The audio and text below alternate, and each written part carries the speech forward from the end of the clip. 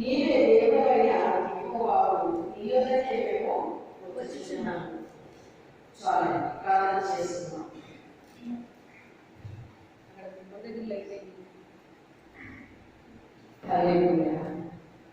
ప్రార్థన చేస్తున్నాం. స్తోత్రమైన స్తోత్రమైన స్తోత్ర స్తోత్రమైన పరిశుద్ధ స్తోత్రాలకి యేసయ్యా ద్వారా మీరు ఆయన పొందుతున్నారు.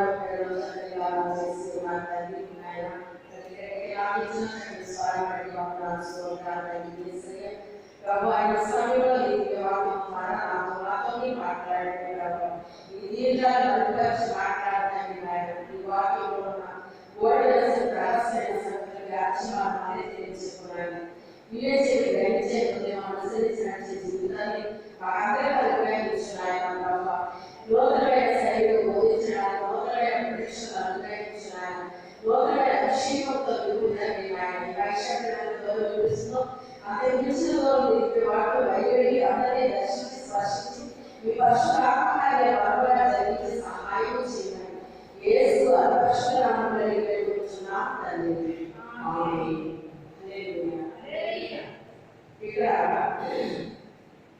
దుష్టులైన పిల్లలారా తిరిగి రండి అంటున్నాడు. దుష్టులైన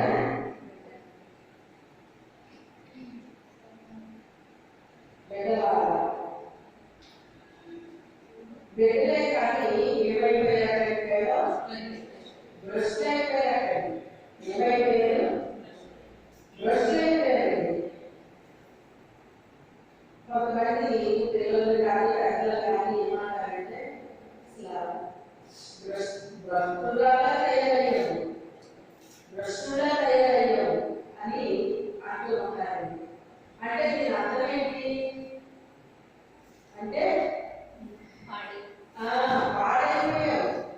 ఒకప్పుడు బాగానే ఉన్నావు కానీ ఇప్పుడు పాడైపోయావు అని చెప్పేసి మరి ఇలా మాట్లాడుతూ ఉన్నారు. అయితే తిరిగి ఆ యొక్కని రండి, మీ అవిశ్వాసము నేను బాగు చేసేదాన్ని. ఎలా పాడైపోయారు? ఎలా పాడైపోయారండి? విశ్వాసం పాడైపోయారు. ఎలా పాడైపోయారు? ఏదో మనసు ఏదో ఉండిపోయి ఏదో అయిపోయారు కాదు. ఏ పాడైపోయిందంటే వాళ్ళలో ఉన్న విశ్వాసము పాడైపోయిందట.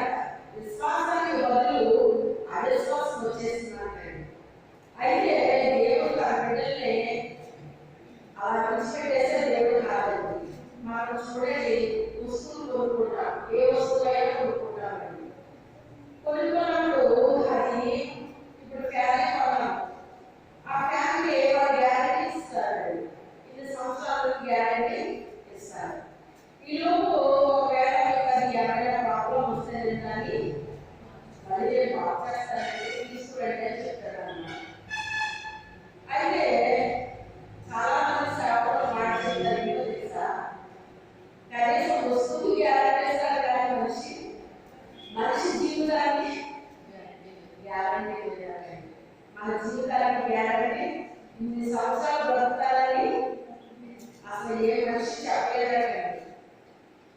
మన జీవితానికి గ్యారంటీ లేదండి.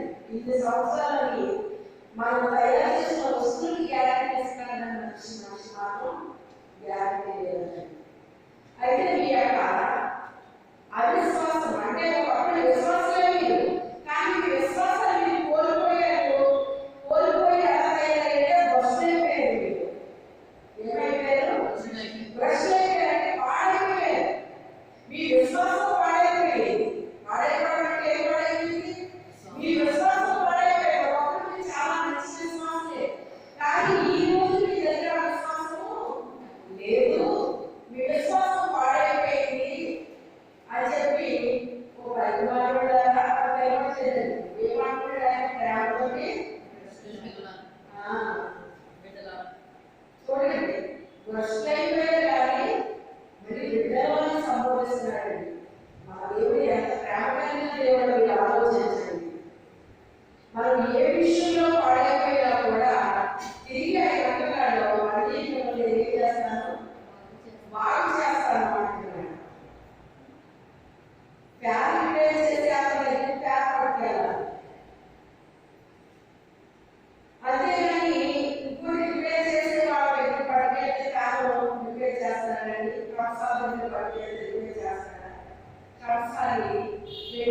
అలాంటి వస్తువు తయారు చేస్తాడు ఆయన. ఇది పాతపడ్డారండి, ఇలా అయిపోయిందండి అని మనకు ఆస్వాదించే దానిలో అంతా కూడా ముష్కంతా కూడా తీసేస్తారండి. మరి మీ ఇచ్చిన బంగారం అంతా అంత అమ్మాయికి చాలా పోయింది, ఇది ఎప్పుడోని లేకపోతే ఇలాగా అలాగా ఇది ఇచ్చినట్టే కానీ ఇంత రాలేనిది అన్ని వస్తే ఇదంతా వచ్చింది అని చెప్తారన్నమాట. అంటే ఏం పోయింది అందులో నుంచి మాడేది అంతా పోయింది అన్నమాట. అందులో ఉన్నటువంటి మసాలా అంతా కూడా పోయింది, ఇచ్చినాక రాలేదు. ఇలా చూసుకుంటూ పోతే ప్రతి దానికి కూడా ఏది పోయినా కూడా అది బాగయ్యే అవకాశాలు ఉన్నాయి. కానీ ఎవరో ఎప్పుడో కానీ అక్కడ నేను విన్నానమాట. ఒక కారు ఆ కారుని మెకానిక్ చేస్తే అది బాగోగలగండి, అది మెకానిక్ చేస్తే బాగోగలగండి. సహజంగా పాడైన కార్లైనా బైకులైనా ఎవరి దగ్గర తీసుకెళ్తారంటే మెకానిక్ దగ్గర తీసుకెళ్తారండి. కానీ ఆ కారు అలా కాదండి, నేరుగా ఎక్కడికి వెళ్ళాలంటే అది ఎవరు తయారు చేశారో ఆ కంపెనీకి వెళ్ళిపోవాలండి. ఆ కారు ఎవరు తయారు చేశారో ఆ కంపెనీకి వెళ్ళిపోతే ఆ తయారు చేసిన ఆయనకే దాని గురించి తెలుసుకోవాలని తప్ప మెకానిక్ వాడే తెలియదంటారు. ఎలా రాసేది అన్ని కార్లు అలా ఉండగట, కానీ బాగా విలువైన కార్లు కొన్ని చాలా తక్కువ అన్నమాట. దాన్ని మీరు కూడా చెప్పారు, ఎవరైనా గుర్తుంటే చెప్పండి.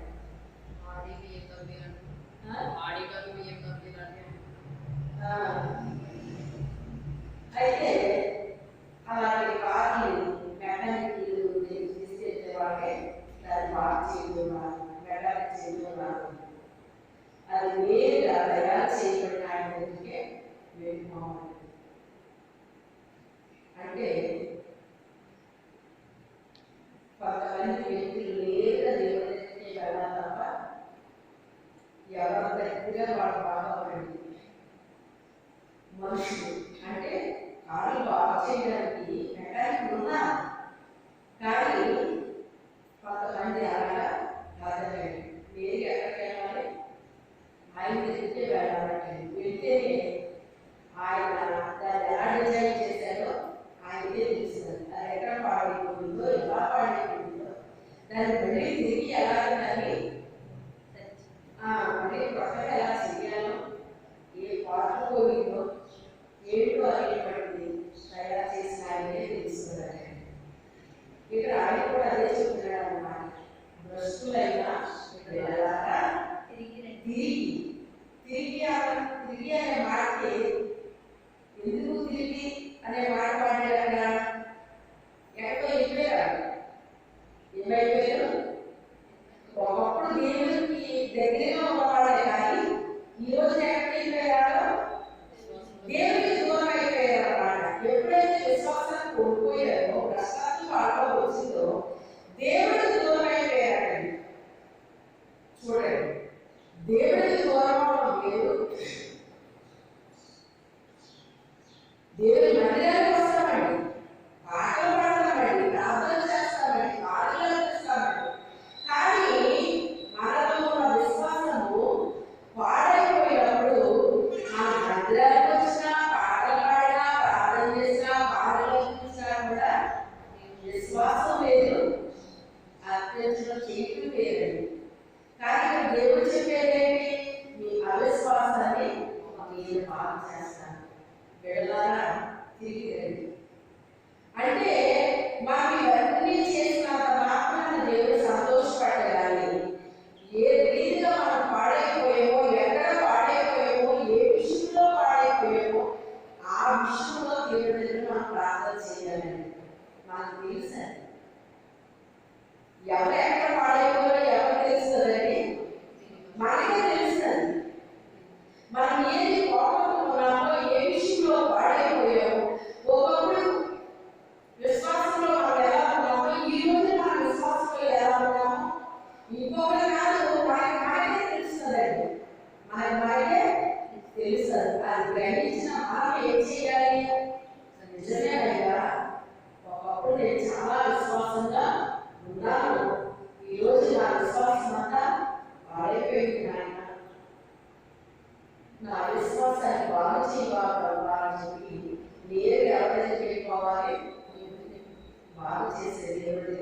పెట్టుకోవాలి. మన హృదయపూర్వకంగా మనస్ఫూర్తిగా దేవుడికి ఏం చేయాలి? మనం ప్రార్థన చేస్తే నా యుద్ధకు వచ్చి వారిని నేను దూసులేను అని చెప్తున్నాడు. ఆయన దగ్గరికి మనస్ఫూర్తిగా మనం వెళ్ళినప్పుడు, పశ్చాత్తాపడినప్పుడు, కన్నీళ్ళు పెట్టుకున్నప్పుడు, నిజంగా పశ్చాత్తాపం వస్తే ఏమవుతుందండి? కన్నీళ్ళు వస్తుందండి. చిచ్చి ఎందుకు ఇలా అయిపోయాను, ఒకప్పుడు ఎంత విశ్వాసంగా ఉన్నా నేను ఈరోజు ఎందుకు ఇలాగా అవిశ్వాసంగా అయిపోయాను, ఎందుకు ఇలా అయిపోయాను, ఎందుకు దూరం అయిపోయాను నేను అని మనకే దేవుడు మాట్లాడితే ఆ మాటని ఏం కలుగుతుంది? మనకి పశ్చాత్తాపం కలుగుతుంది అన్నమాట. పశ్చాత్తాపం కలిగినప్పుడు మన హృదయం వేదనతో నిండిపోయి కళలో నుంచి మనకు తెలియకుండానే కన్నీళ్ళు వచ్చేస్తాయి. ఆ కన్నీళ్లతో ఇప్పుడు నోటిలో నుంచి ప్రార్థన వచ్చినా రాకపోయినా కన్నీళ్ళే ప్రార్థన చేస్తాయి. దేవుడు ఏం చేస్తాయి? ఈ కన్నీళ్ళే ప్రార్థిస్తాయి. అంటే కన్నీళ్ళు వస్తాయి తప్ప హృదయం అంతా వేదనతో నిండిపోయి గొంతంతా దుఃఖంతో కూడిపోయి ప్రార్థనే కాదు. ఎందుకు ఇలా అయిపోయానా, ఒకప్పుడు ఇంత విశ్వాసం వల్లే ఈరోజు ఎందుకు ఇలా అయిపోయాను నాకు కన్నీళ్ళు వస్తాయి తప్ప ప్రార్థన రాలేదు. అదే నిజమైన పశ్చాత్తాపం. అదే నిజమైన పశ్చాత్తాపం. అదే కావాలని కోరుకుంటున్నాడు ఆయన. మీరు భ్రష్టులైపోయారు, నాకు తెలుసు, మీకు తెలుసు, నాకు తెలుసు. అయితే మీ అవిశ్వాసాన్ని నేను బాగు చేస్తాను. ఎవరు బాగు చేసినా చేయకపోయినా ఈ అవిశ్వాసాన్ని నేను బాగు చేస్తాను. రండి నా దగ్గరికి తిరిగి రండి. నాకు దూరంగా వెళ్ళిపోయాను కదా మీరు, నాతో ఉన్నాననుకుంటున్నారు కానీ నాతో లేదు మీరు, నాతోనే ఉన్నాననుకుంటున్నారు కానీ నాతో మీరు లేదు. చాలా దూరంగా వెళ్ళిపోయారు మీరు. నోరు చేస్తుంది ప్రార్థన, నోరు పాడుతుంది పాటలు, చెయ్యనిపిస్తుంది కానుక, కాళ్ళు నడుస్తున్నాయి దేవుని మందిరానికి, కానీ హృదయ స్థానం లేదు. ఒకప్పుడు విశ్వాసము ఇప్పుడు లేదు. నష్టం వచ్చేసింది. నాశనానికి ముందు ఏమవుతున్నాడా? నష్టాత్మ వస్తున్నాడు. నష్టాత్మ వస్తున్నాడు. మనం నాశనం అయిపోవడం దేవుడు చేసుకోలేదు. మన ప్రశ్నలుగా జీవించడం దేవుడు చేసుకోలేదు. మనం ఆయన బిడ్డలా ఉండాలని, ఆయన తల్లి బిడ్డలాగా మనం ఉండాలని, ఆయన రాజాది రాజుగా మనం కూడా రాజకుమారులుగా ఉండాలని ఆయన కోరుకుంటూ ఉన్నాను. అంతే తప్ప ప్రశ్నలాగా మనం ఉండడానికి ఆయన ఇష్టపడలేదు. అయితే నీకు తెలియటేదేమో నువ్వు ప్రస్తుతంలో తిరిగి రాలేదు కదా, ప్రస్తుతాన్ని నేను బాగు చేసేస్తాను, నేను బాగు చేసేస్తాను. అయితే కొంతమంది ఏ రీతిగా పాడైపోతారండి అంట, అవిశ్వాసులతో విచ్చోడిగా ఉంటారంట. ఎలా ఉంటారు? కొరింథీయులకు రాసి మాట రాస్తున్నాడు, అవిశ్వాసులతో మీరు విచ్చోడిగా ఉండదు. అంటే జోడిగా ఉంటారట. జోడిగా ఉండడం అంటే ఏంటి? ఏమి వేస్తారు చూస్తారా మాట? మీరు అవిశ్వాసంతో జోడుగా ఉండకపోయినా నీటికి దుర్నీతితో ఏమి సంగతి? మీరు అవిశ్వాసంతో జోడుగా ఉండదు. మీరు అవిశ్వాసంతో జోడుగా ఉండదు. జోడుగా ఉండడం అంటే ఏంటి? సమానంగా ఏకీభవించి. అవిశ్వాసంతో మీరు ఏకీభవించదు. అవిశ్వాసంతో మీరు ఏకీభవించేది. ఎందుకంటే అవిశ్వాసులు అవిశ్వాసం మాటలే మాట్లాడతారు. విశ్వాసులు ఎలా మాట్లాడాలి? మన విశ్వాసంతో మాట్లాడాలి. మనం ఏం చేయాలి? విశ్వాసంతో మాట్లాడేటప్పుడు విశ్వాసంతోనే మాట్లాడడం. కానీ ఈ అవిశ్వాసంతో ఎవరైతే ఏకీభవించారో, వాళ్ళతో జోడిగా ఉన్నారో, నేను అవిశ్వాసం ఇచ్చినాను.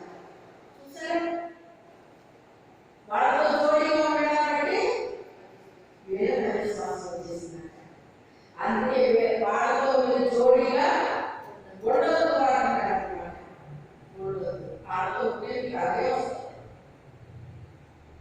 మీరు ఉన్న విశ్వాసం బాగా లేకపోతే పర్వాలేదు, కానీ వాళ్ళలో ఉన్న అవిశ్వాసం మీరు కాదు. అవిశ్వాసం అంటే అవిశ్వాసం ఉంటుంది, కానీ విశ్వాసం ఉంటుంది కదా. ఏసారి గారు అంటే ఆ కాయలు ముట్టుకుంటారంటే అందరూ సిద్ధి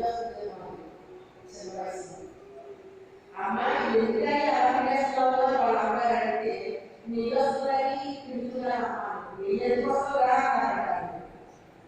మరి ఏం చేయాలంటారు, మరి ఏం కదా ఇంట్లో అన్నారు. పేరు ఏం చేయాలి కానీ నీకు కదా అన్నారు. ఏదేమి అలాగా విశ్వాసానికి విశ్వాసమే ఉండాలి, కానీ అవిశ్వాసం మనలోకి రాకూడదు. అవిశ్వాసం ఒకవేళ మనలోకి వచ్చింది అంటే మన అవిశ్వాసంతో చూడి ఎప్పుడైతే కట్టామో వాళ్ళని ఎప్పుడైతే మనం ఎక్కిస్తున్నామో అప్పుడే మనకు అవిశ్వాసం వచ్చి కూర్చోతారండి. చూసారు ఎందుకు పాడైపోయాడు? వాళ్ళతో జోడి కట్టడం బట్టి వాళ్ళతో ఉండడం లేదు, జోడీగా ఉండడం లేదు. అర్థమైందా? మరి విశ్వాసంతో మనం మాట్లాడమా తెగమా ఎక్కడైనా వాళ్ళతో ఉండాల్సిన పరిస్థితి ఉండాలి. లోపల ఉండాలి కదా, సగంలో సమాజంలో ఉండాలి. మనకు విశ్వాసం అందరికీ ఉండాలని ఉండదు. అయితే వాళ్ళతో మాట్లాడేది దేవుడు చెప్పలేదు, కానీ వాళ్ళలో ఉన్న విశ్వాసం దేవుడికి రాకూడదు. సముద్రం మీద ప్రయాణం చేయాలి, కానీ అన్ని లోపల రాకూడదు. అది దాని మీద ప్రయాణం చేసినంతసేపు దానికి ఏం తెలియలేదు, కానీ ఆ సముద్రంలో నీరు వాడలో వస్తే అప్పుడు ప్రమాదాన్ని మునిగిపోయే ప్రమాదం ఉంది. అలాగే మనం లోకంలో ఉన్నప్పటికైనా మనలో రాకూడదు, లోకము మనలోకి రాకూడదు.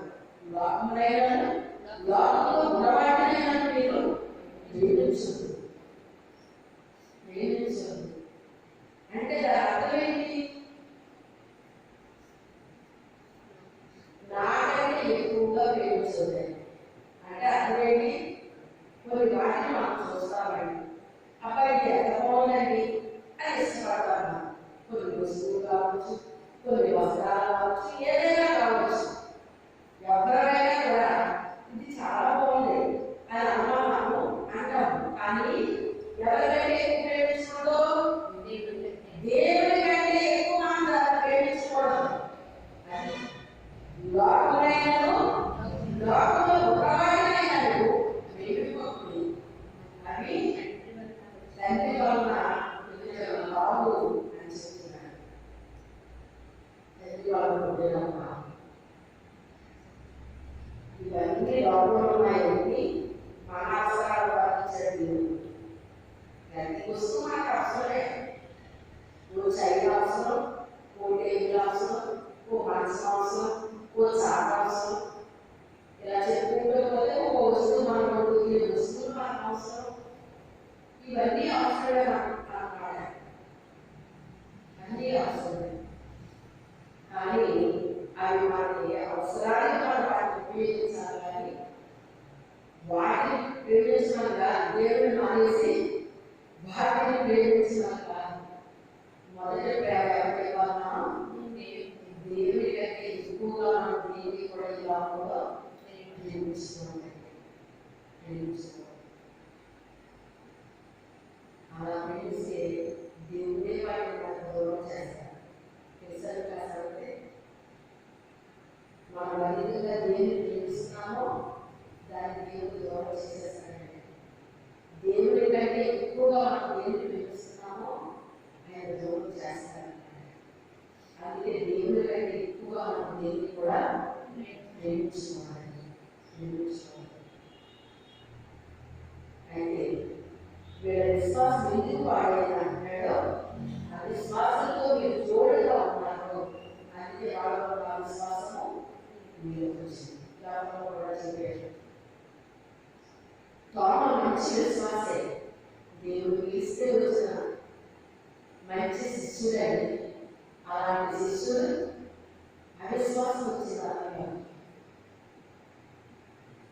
దేవుని యొక్క అభిషేకం పొందుకొని దేవుని వరకు మంచి సేవ చేయాల్సిన ఆయన అవిశ్వాసం వచ్చిందండి. యేసుక్రీస్తు ఆయన తిరిగి లేచాడంటే నమ్మట్లేదు. ఆయన తిరిగి లేచాడంటే నమ్మట్లేదు. మీరు ఎవరన్నా చూసారో ఏదో కానీ నేనే క్రీస్తున్నా చెప్తున్నాడు. చూసారు ఎవరన్నా ఆఫ్రికా దేశంలో నేనే క్రీస్తున్నా చెప్పుకుంటాడు. కొంతమంది శిష్యులు ఏర్పాటు చేసుకున్నాడు. ఇక అక్కడ ఏం చెప్తే అది పెడుతున్నారు వాళ్ళందరూ. మరియమ్మ కనిపించాక నువ్వే నా కొడుకుని చెప్పింది మరియమ్మ నాకు. యేసుప్రభు కూడా నువ్వే క్రీస్తుని అని చెప్పాడు నాకు అని చెప్తున్నాడు. ఆఫ్రికా దేశంలో కెన్యా రాష్ట్రం అక్కడ ప్రాంతంలో ఉన్నాడు. అలా చెప్తున్నాడు. ఇది బైబిల్లో రాయబడిగా లేదా ఉంది. ఆయన ఎప్పుడు అప్పుడు చెప్తారు మీకు, మీరు నమ్మదు. అంటే చివరి దినాల్లో మన విశ్వాసాన్ని కాపాడుకోవడం అంటే చాలా అవసరం అన్నమాట. ఏది పడితే మనం వినేసి నమ్మేసి ఎటువంటి తిరిగేసి మీకు ఏ పురాణంలో మీరు కట్టబడ్డారో జాగ్రత్తగా ఉండండి అంటున్నాడు పౌరుగా. మీరు అటు ఇటు గాలి కొట్టుకుపోయేటట్టుగా ఉంటుంది. మీరు నా మాట విన్నారు కదా, మీరు పట్టుకున్నారు కదా, నా మీద మీరు పునాదిస్తున్నారు కదా, పట్టుకున్నారు కదా, బయటికి వెళ్ళిపెట్టినట్టు నిర్వహిస్తున్నా అనేకమైన కల్పన వస్తుంది. దూరసేపు ఉంటే వాళ్ళు వెళ్ళిపోతారు. కానీ మీరు అలాగా చేయవద్దు. కల్పనా కథల వైపు తిరగవద్దు. కల్పనా కథల వైపు తిరిగే కాలం వస్తుంది. మీకు తిరగొద్దు అలాగా అని చెప్తున్నాడు అన్నమాట. ఇప్పుడు సాతాను వ్యక్తి చేస్తాను ఎంత తీరుగా చేస్తాడంటే సేవకులకి సేవలు తీసేస్తాను, విశ్వాసం చేసేస్తాను. ఒకరికొకరు ఎంత తెలివిగా వియుక్తిగా మరి ఇంట్లో ఉపయోగిస్తున్నాడో నేను ఆలోచించాను. ఈ కాబట్టి నాలో ఉన్న అంతం వరకు మీ విశ్వాసాన్ని కాపాడుకోవాలంటే మీరు వచ్చేటప్పుడు విశ్వాసం కలుగుతున్నా, భూమి మీద విశ్వాసం కలుగుతున్నా. అందుకే మనల్ని విశ్వాసంలో ఫోటో వేసేస్తాడన్నమాట. ఏం చేస్తాడు? ఫోటో వేసేస్తాడన్నమాట. మన విశ్వాసం మీద పరీక్షలు జరుగుతాయి. మన విశ్వాసం మీద పరీక్షలు జరుగుతాయి. అంటే మనం ఏదో చేసేయాలని కాదు, మన విశ్వాసంలో మనం స్ట్రాంగ్గా ఉండాలి. విశ్వాసంలో స్ట్రాంగ్గా ఉండాలి. అసలు మరి ఆయన శిష్యులుగా చేసుకోవాలంటే 3 మంది చేసుకోవచ్చండి. ఆయన చాలా మంది శిష్యులుగా ఉన్నారంట. కానీ బాగా చెప్పేది 12 మందే చెప్తారండి. ఇంకా 70 మంది శిష్యులు ఉన్నారు, ఇంకా ఉన్నారని అంటా ఉన్నారు. కానీ అసలైన 12 మంది మాత్రమే బాగా చెప్తా ఉంటారు. ఈ 12 మందిలో కూడా ఒకటే పట్టేసరి చెప్తారు. 12 మందిలో కూడా పట్టేశారు. అప్పుడు ఆయన ఎంత వేదన పడ్డాడో ఆ రోజులో తీసుకెళ్ళాడు. 9 సంవత్సరాలు ఉన్నాను. ఎలా అనుభవించావు మాకు శిష్యులుగా తయారు చేస్తే వాళ్ళే కోరుకుంటాడు సాధారణ. వాళ్ళే కోరుకుంటాడు సాధారణ. వాళ్ళు పట్టేస్తాడు, వాళ్ళ అనాపేక్ష చూపిస్తారు, లేకపోతే అవి వ్యాపకమాన్ని చేస్తాడు. ఏదో వాళ్ళు పట్టేసి వాళ్ళు చేస్తారు.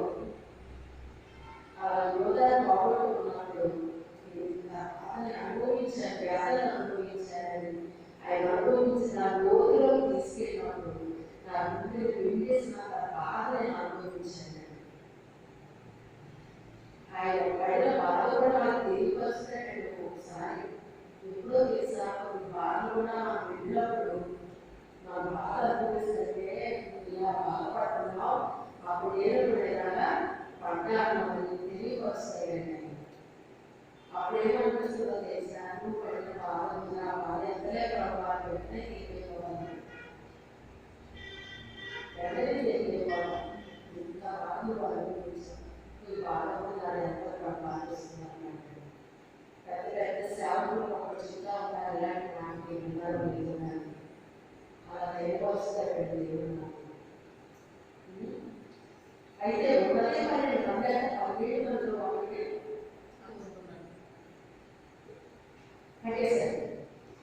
ఇంకొకటి విశ్వాసాన్ని పాటు చేసేసారు. ఎందుకు విశ్వాసాన్ని పాటు చేశాడు అంటే అవిశ్వాసంతో చూడగట్టేది. ఏం చేశాడు? అవిశ్వాసంతో చూడగట్టాడు. అవిశ్వాసంతో చూడగట్టేసరికి ఏదో విశ్వాసం పోయి వాళ్ళ విశ్వాసంలో వచ్చేసింది.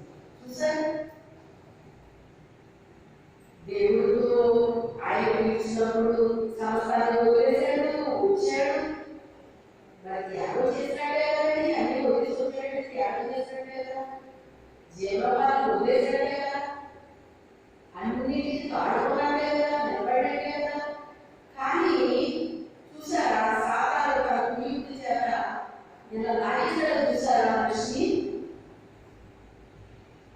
ఆయన తిరిగి లేచి వాళ్ళ యొక్క ప్రత్యక్షం కాకుంటే వాళ్ళ దగ్గరికి పోయినాడు.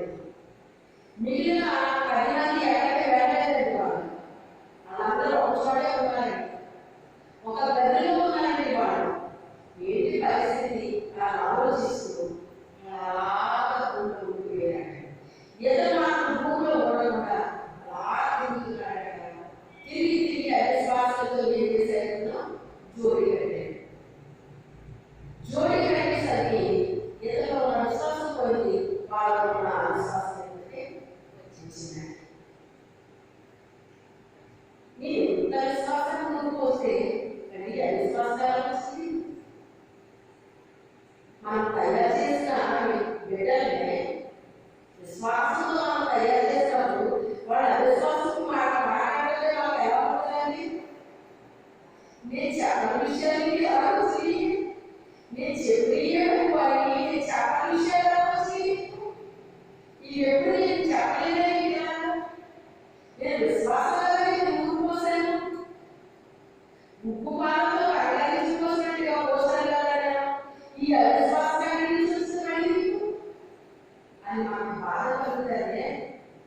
అలా బాధ కలిగిందండి. ఎప్పుడైతే బయట తిరుగుతున్నాడో ఆయన రానే వచ్చాడు శిష్యుల దగ్గరికి, ప్రత్యక్షమయ్యాడు. రండి వచ్చి నా కాయలు వేడి చూడండి అంటే అలా చూడలేదు. ఎందుకని? వాళ్ళకు విశ్వాసం ఉంది, వాళ్ళు ఏముంది, ఆయన మీద నమ్మకం ఉంది, విశ్వాసం ఉంది. అంటే గాయాల వేడి పెట్టి చూస్తానని వాడు అనలేదు, ఆయన పరీక్షిస్తానని అనలేదు వాడు.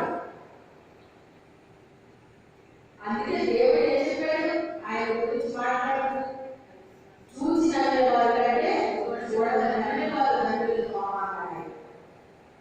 అయితే ప్రత్యక్షమయ్యాడు, వాళ్ళతో మాట్లాడాడైనా, వాళ్ళ మీద గాలి కుదరదన్నాడా, పరిశుద్ధాత్మ గాలి కుదరలేదు వాళ్ళ మీద. ఆ తర్వాత వాళ్ళతో పెట్టి వేయడైనా ఆ తర్వాత వచ్చాడండి. వచ్చిన తర్వాత చాలా ఆనందంగా సంతోషంగా చెప్తున్నాడు, ఇలాగా ప్రభావం వచ్చాడు అది ఇలా చెప్తే వచ్చారా నిజమే ఆయనా అంటే ఆయన వచ్చాడు, నేను చూశాను. ఆయన వేడి పెట్టారా? పెట్టలేదు. ఎందుకు పెట్టలేదు? అదే ఆయన కదా వేడి పెట్టలేదు అంటారు. లేదు లేదు మీరు అంటే ఇప్పుడు ఇక్కడ ఏమని చూసారా? మీరు తెలుగుతో వాళ్ళు మీరు తెలుగుతో కూడా ఆయన పరిచయం. మీలాంటి తెలుగు కాదు, నేను చాలా తెలివై ఉంది. నేను గాయాల వేలు పెట్టి చూస్తే తప్ప నేను అది అలా మాట్లాడతానండి.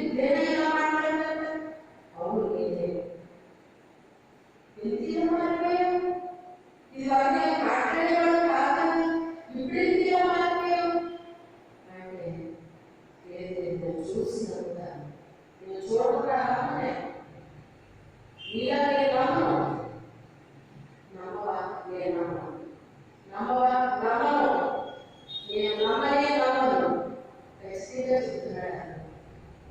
వాళ్ళు చాలా నిరుత్సాహపడుతున్నారు. బహుశా తోమ ఎంతో సంతోషపడిపోతాడేమో, అయ్యో ఆయన వచ్చేసరికి నేను లేకపోయిపోయాను చాలా బాధపడిపోతాడేమో అని వేడుకుంటే ఆ బాధపడలేదు సరిగా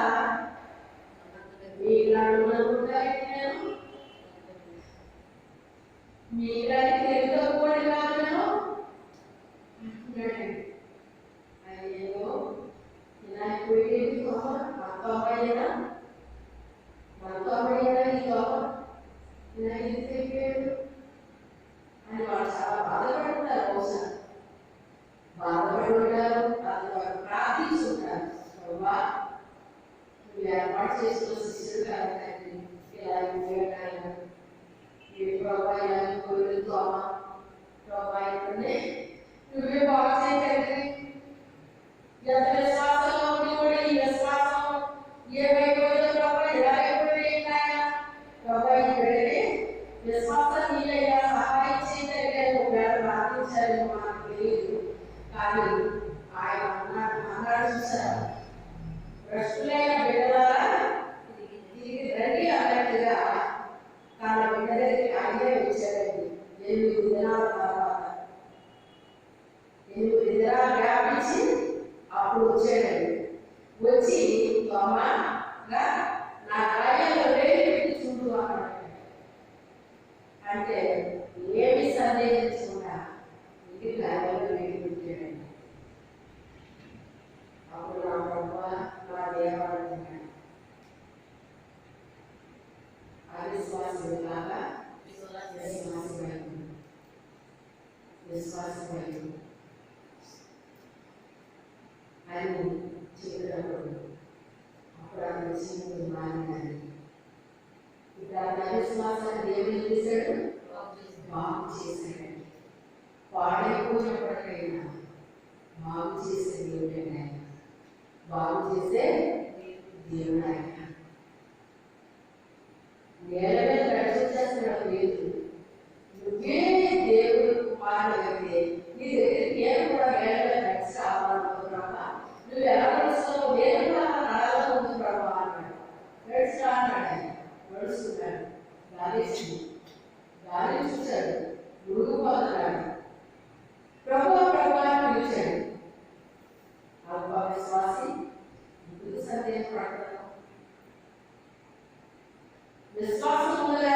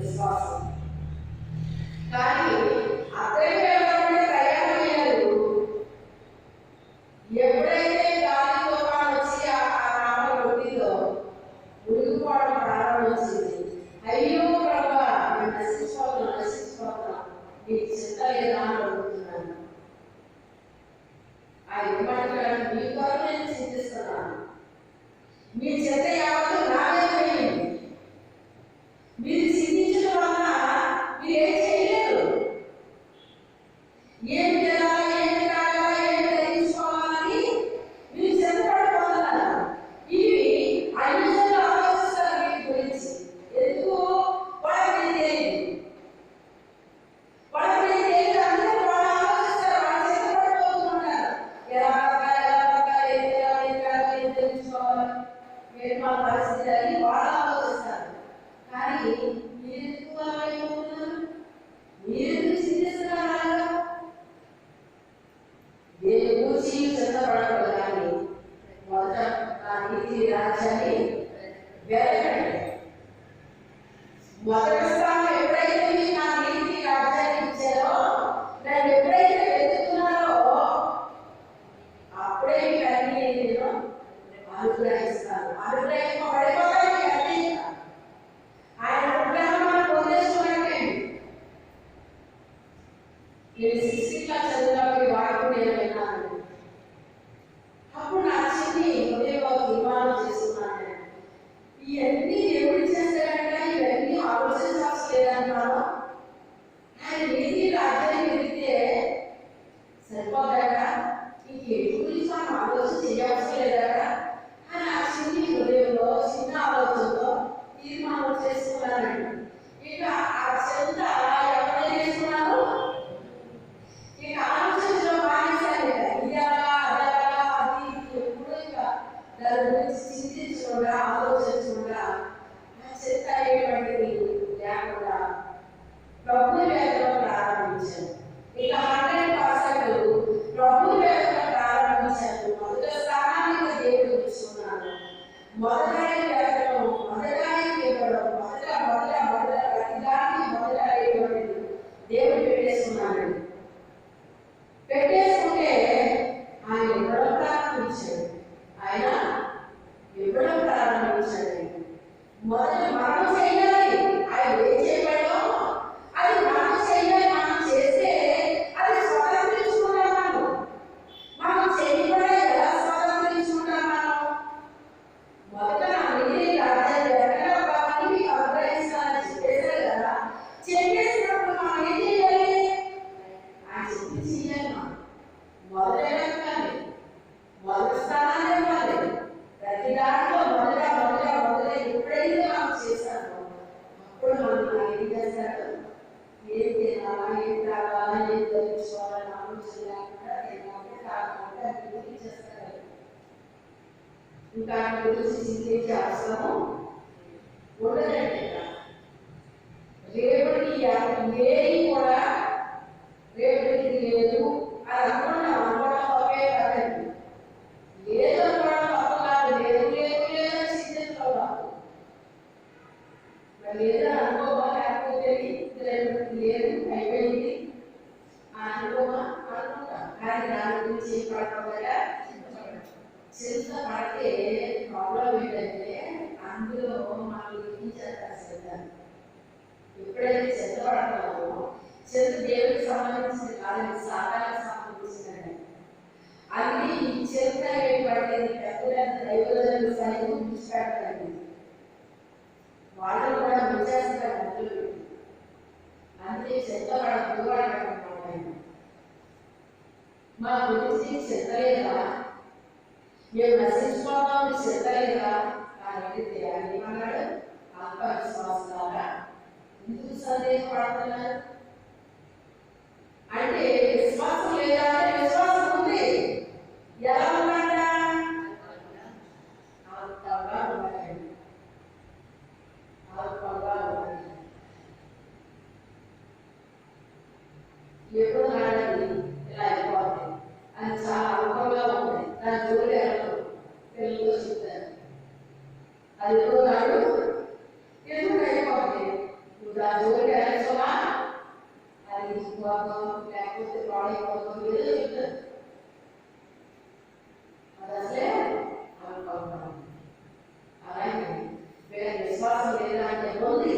లేకపోతే ఎలా ఉందంట మరుపుగా ఉంటాడు.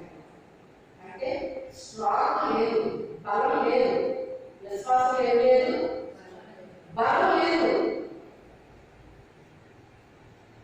విశ్వాసంలో బలం లేదు. మన విశ్వాసంలో బలం ఉండాలి. ఆయన ముందే చెప్పాడు, అద్దరికి వెళ్దాము అన్నాడు. అద్దరికి వెళ్దాం ఆయన ముందుకు పడలేదు. ఆయన మనకి అవకాశం ఇస్తాడు. ముందుకు పోయారు. ఎందుకు చేస్తాడు ఆయన మనల్ని? ముందుకు పోవడం వల్ల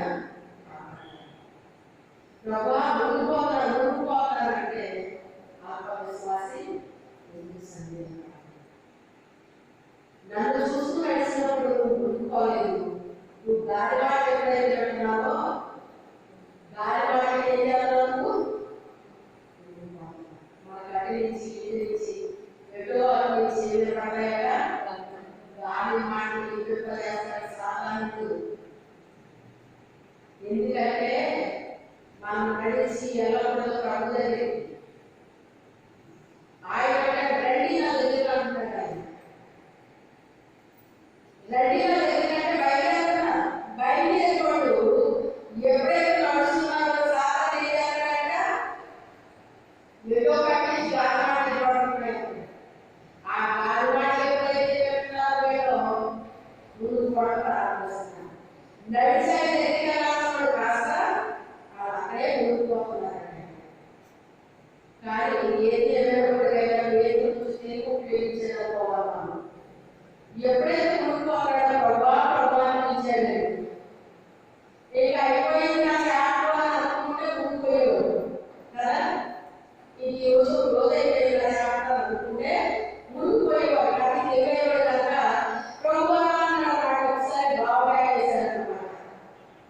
వేసేసరికి వెంటనే ఆయన చేయబడుతున్నాడు. వెంటనే ఆయన చేయబడుతున్నాడు. ఒకసారి మనం కూడా ఇలా నడుస్తాం. ప్రభా నడుస్తామంటే ఒకసారి మా పరిస్థితిలో ప్రభా నడుస్తామన్నమాట. దిగుతున్న స్థితిలో ఏం చేయాలో అర్థం కాని పరిస్థితిలో గాలిమాట అయితే పిలిచి ఎప్పుడైతే మనం ప్రారంభించాలో అప్పుడు ప్రభా అని అరుస్తారు. అరిచినప్పుడు అప్పుడు ఆయన ఏం చేస్తారు? మనల్ని చేయమంటున్నారు, చేయాలి. మునుగుపాలు చేయాల్సిన వాళ్ళే లేవనెత్తుతారు, నడిపిస్తారు. ఏం చేస్తారు? వాళ్ళే నడిపిస్తారు. అలాంటి అల్పవిశ్వాసిని బాగు చేసి ఏం చేశారు? ఆయన ఎంత స్ట్రాంగ్ గా తయారు చేశాడు. పేదల్ని మనుషులు పడితే జాగ్రత్తగా చేస్తానన్నాడు. చేసేసాడంటే వేల మంది రక్త ద్వారా దేవుడు రక్షించుకున్నాడు. వాగ్దానం చేసిన దేవుడు నమ్మదగిన దేవుడు. ఆయన మాట ఇచ్చిన దేవుడు సర్వశక్తి కలిగిన దేవుడు. నేను సర్వశక్తి కలిగిన దేవుడిని, నాకు అసాధ్యమైనది ఏదైనా కదా అంటున్నాడు. ఎవరితో? అబ్రహాముతో. మేము ముసలిపోయామా? మీ శరీరాన్ని చూసి ముసలిపోయామనుకుంటున్నారు. కానీ నేను సర్వశక్తి కలిగిన దేవుడు, నాకు అసాధ్యమైనది కదా. మీ శరీరాల్లో వృద్ధాప్యములు విడుదలొచ్చు, కానీ నేను కార్యం చేస్తే వృద్ధాప్యం అడ్డం రాదు. వృద్ధాప్యము అడ్డం రాదు. అనేక మంది మార్పులు చేసి పడేశాడు దేవుడు. వాళ్ళు అనేక మంది మారే ఈ రోజు మాకు